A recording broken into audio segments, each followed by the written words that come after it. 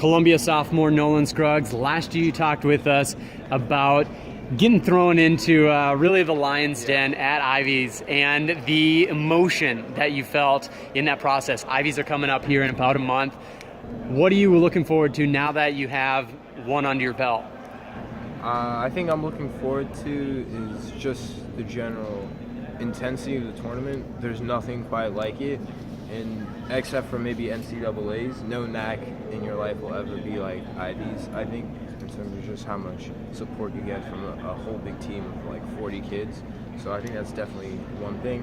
And then another thing I'm excited about is we had a lot of kids who graduated, or they're not kids really, but fencers who graduated last year, and so I'm excited to see how our team will do this year without those like big players. Ivies are always tough, as you mentioned, and becoming increasingly tough as fencing overall in the country continues to rise. Last year, of course, you guys yet again cinched it. Who are you looking at as your biggest challengers this year? And it was a tie, I imagine you're about to say.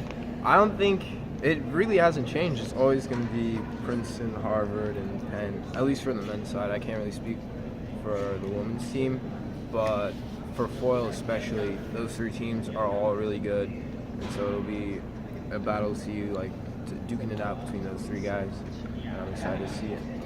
You mentioned the leadership that previously existed in especially in the men's foil at Columbia with George Hagelin and Adam Matthew, both All-Americans graduating last year. Really opens things up for you guys this year.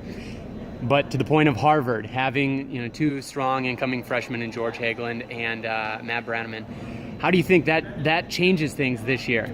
Of course, you guys have your own like ace as well with Sam.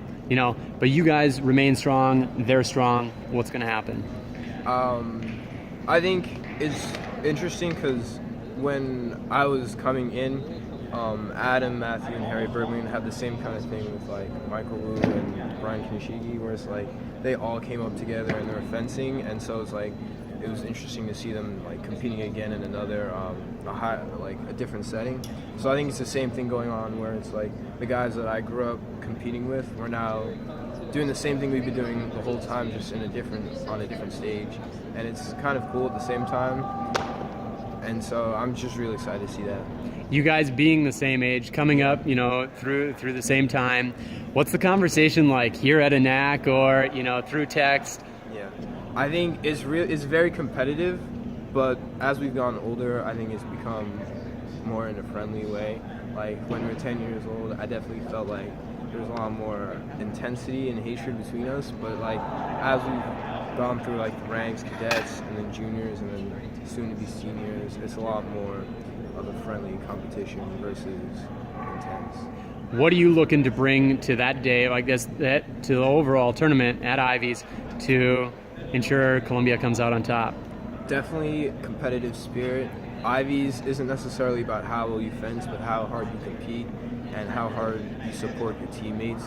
It's not always about who's a better fencer, but who's the smarter one or who has the more people cheering for them, because those things really matter, especially at like Ivies and NCAAs.